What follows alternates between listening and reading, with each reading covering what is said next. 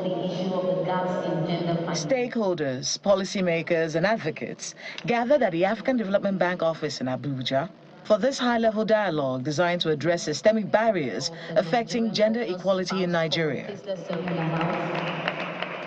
The UN Women, in partnership with the African Development Bank, is organizing this meeting to deepen the understanding of how gender-based violence impacts individuals, society, and economic development, as well as advancing gender rights. I would like to highlight that the World Economic Forum estimated in its global gender gap report of 2022 that it would take about 132 years for the world to achieve gender parity.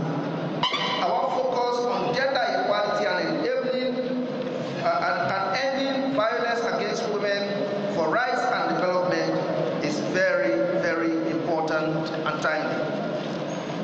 This is why the African Development Bank has a very, very clear stance on this issue. The dialogue leads to the launch of a new high-level technical working group dedicated to implementing gender-responsive budgeting, policy development, and institutional frameworks.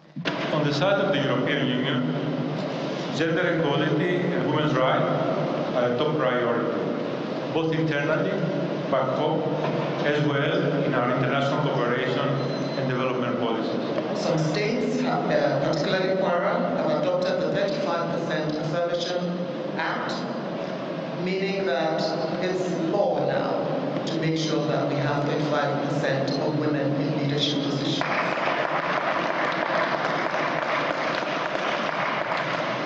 And we continue to fight and walk the talk. The Minister of Women Affairs delivered the keynote address. She notes that gender-based violence costs the global economy over $1.5 trillion annually, emphasizing the impact on the nation's economy. Women in Nigeria make up 49 to 50% of the population. 41% of micro, small and medium-scale enterprise owners are women. Yet, less than 22% of men hold senior leadership positions, and only a 3.6% occupy parliamentary seats, elective offices. This gross underrepresentation in decision-making stimulates growth, innovation, and inclusivity. The dialogue continues with a call for collective action and accountability to drive the implementation of gender-responsive initiatives that would foster sustainable development and address gender inequalities across Nigeria.